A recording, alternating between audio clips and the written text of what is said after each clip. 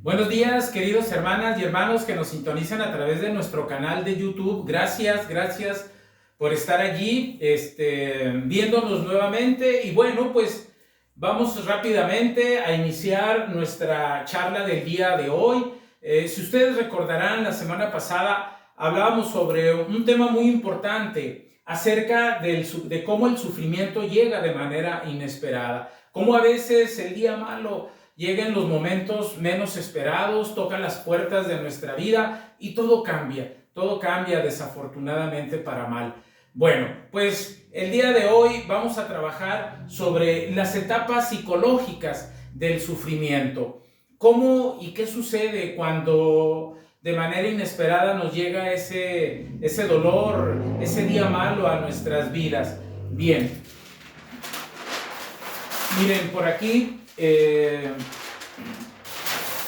Vamos a revisar que estas etapas psicológicas del sufrimiento son 5. La primera de ellas es la negación, la ira, la negociación, la depresión y finalmente la aceptación.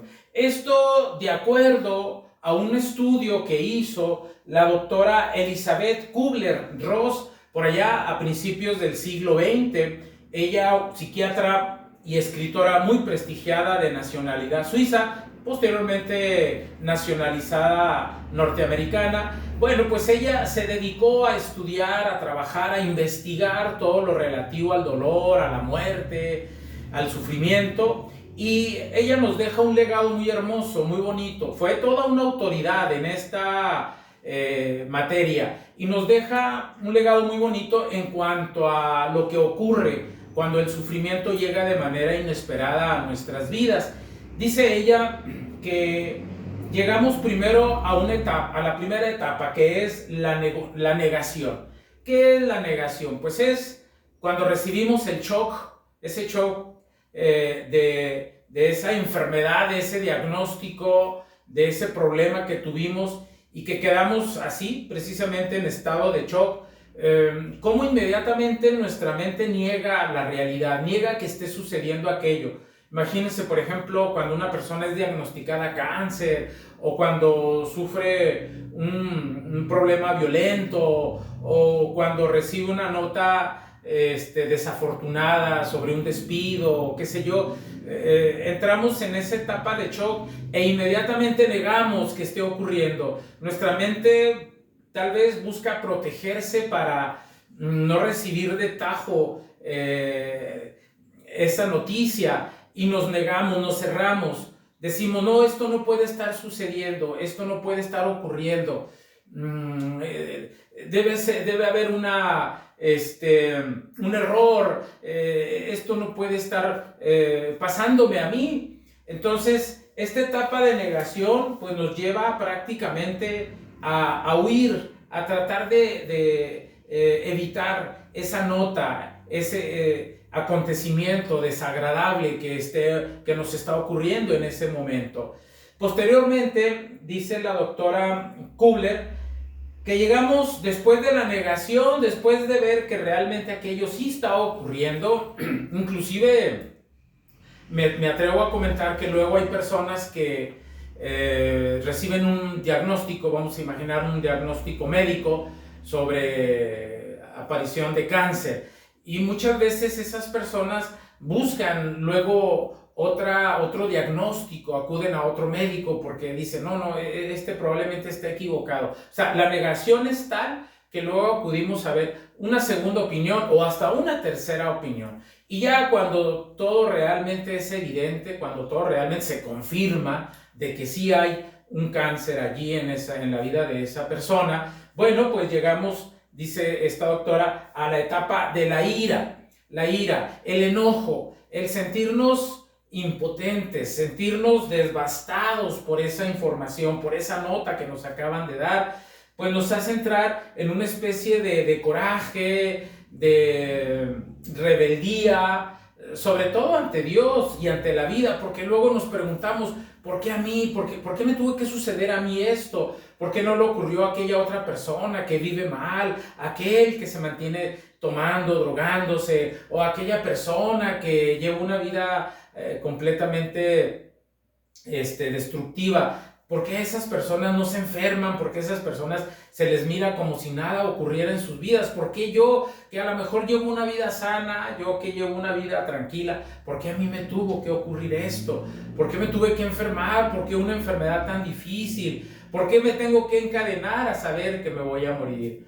Entonces entramos en una etapa de ira, de rebeldía, de enojo, y sobre todo ante Dios, porque inmediatamente miramos hacia el cielo y decimos: ¿qué está pasando, Señor? ¿Por qué yo? ¿Verdad? ¿Qué me quieres decir con esto? Entonces hay enojo. Después de la negación, después de la ira, viene la negociación, una especie de regateo, de hablar con Dios y pedirle que me salve, que me sane, que me ayude, ¿sí? En esta negociación luego le decimos a Dios: bueno, mira, si me sanas, si me curas de este problema, de esta enfermedad que me aqueja, yo te prometo que ahora sí voy a portarme bien. Yo te prometo que ahora sí las cosas van a salir diferentes. Ayúdame, te necesito, sáname, fortaléceme, lléname de ti, Señor. Mira, quítame este cáncer. Pero resulta que el tiempo pasa y la enfermedad continúa. Esto no amaina, mi cáncer se agrava, mi salud también. Entonces vemos que pues Dios en su silencio no actuó. Entonces no obró en lo que yo hubiera querido, sanarme, que me dijeran: ya no tiene cáncer. Entonces esta negociación no se dio, esta negociación no funcionó, y es cuando entramos a la cuarta etapa psicológica del sufrimiento, que es la depresión. Me sumo en una tristeza profunda, en una desesperanza, y prácticamente mi estado emocional se colapsa, entro en depresión. Es allí cuando ya nada me sabe, nada le da sentido a mi vida, lloro, me pongo triste. Probablemente se combinen un poquito las otras anteriores etapas, probablemente luego surja una especie de negación, o todavía de ira, de rebeldía, o todavía buscando la esperanza de la sanación, pero impera la depresión, impera el desánimo, el decaimiento del alma.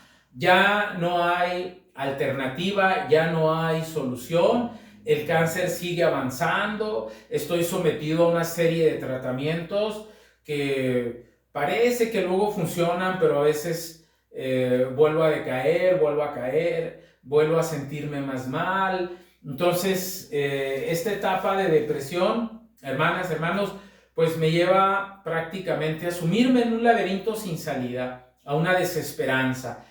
Avanza el tiempo y dice la doctora Kubler-Ross, que finalmente, al cabo de un cierto tiempo, llegamos a la aceptación. Fíjense, para poder llegar a la aceptación tuvimos que pasar por la negación, la ira, la negociación, la depresión y finalmente la aceptación.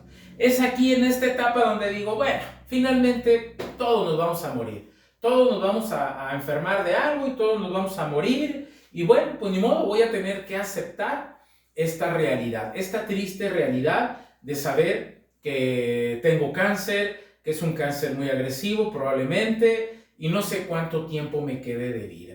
Entonces aquella persona ya se reconcilia con la idea de que precisamente está enferma y tiene un problema fuerte de salud. Y esta aceptación, bueno, pues es la que me lleva luego a empezar a aceptar más ayuda externa. Empiezo de alguna manera a volver a convivir, empiezo nuevamente a hacer algunas cosas que antes hacía y que probablemente en estas etapas dejé de hacer, y bueno, pues esperar el desenlace. Si la ciencia a través de el medicamento, de la medicina, pueden ayudarme a superarlo, a sanarme, o bien tener que vivir el momento crítico, ¿verdad? De tener que terminar, de morir, ¿sí? Entonces, esta aceptación prácticamente es la última etapa de las anteriores. Y bueno, alguien preguntaba que ¿cuánto tiempo lleva cada etapa? ¿En cuánto tiempo se da cada etapa? Miren, esto va a variar mucho dependiendo del tipo de persona. No sabemos si la negación dura una semana, un mes, o la ira igual, o la negociación, o la depresión, o la aceptación. Todo va a depender de la madurez, de la fe, de la fortaleza interior que cada persona tenga. Por ejemplo, ha habido casos de seres humanos de personas que después de un problema, después de un sufrimiento difícil, crítico, entran a la negación e inmediatamente caen en la aceptación, superan rápidamente la ira, la negociación y la depresión, es decir, todo en cuestión de días, e inmediatamente llegan a la aceptación, ¿sí? Pero hay personas que inclusive, por ejemplo, alguien que perdió un ser querido, a veces, híjole, esta etapa puede llegar, la etapa de la aceptación puede llegar después de varios años, cuando se ha perdido un ser querido. Entonces va a depender mucho de la situación de dolor y sufrimiento y de la madurez, la fe y la fortaleza interior que aquella persona tenga. Pero lo que sí es que generalmente todos los seres humanos vivimos estas etapas del sufrimiento. Pero bueno, miren, aquí viene una pregunta muy interesante. ¿Cómo llevar, ya estando en la etapa de la aceptación, cómo llevar una aceptación que me permite elevar mi vida, mi calidad de vida en lo emocional, en lo físico y en lo emocional, en lo espiritual, perdón? ¿Cómo elevar mi calidad de vida? ¿Cómo hacer que esta aceptación me ayude pues a no tirarme en el suelo de la desesperanza? Decir, bueno, pues ya estoy enfermo de cáncer, ahí me quedo y todo terminó. A esperar que la muerte llegue a mi vida. No. ¿Cómo levantarme? ¿Cómo darme fuerzas? ¿Cómo tener esa esperanza, esa vitalidad que me permita decir, bueno, sí estoy enfermo, sí tengo este problema de cáncer, pero yo no quiero permanecer en espera del desenlace. Yo quiero hacer algo todavía por mi vida y por los demás. Yo quiero elevar mi calidad de vida en lo espiritual, conocer más a Dios, entregarme a Él, fortalecerme en su santo nombre. Cómo en lo emocional tener una apertura hacia los demás. Cómo trabajar para que no se me agríe mi carácter. Para que no sigan siendo tan recurrentes esos decaimientos del alma, pero también en lo físico, es decir, que mi cuerpo también sea destinatario de cosas buenas, aun a pesar de lo que me está ocurriendo, de esa enfermedad, de ese problema de salud que traigo. Entonces, ¿cómo llevar esa aceptación? Y bueno, aquí se antoja para analizar dos caminos. La aceptación la podemos llevar de dos maneras. Una sin Cristo y la otra con Cristo. Es decir, llevar una cruz pesada pero sin Cristo. O llevar una cruz pesada pero con Cristo. Son dos caminos, son dos opciones, dos maneras de cómo llevar esta aceptación. Y bueno, pues la respuesta la tienes tú. ¿Cómo te gustaría llevar la aceptación, tu aceptación, a ese día, a ese momento, a ese sufrimiento que estás llevando? ¿Con Cristo o sin Cristo?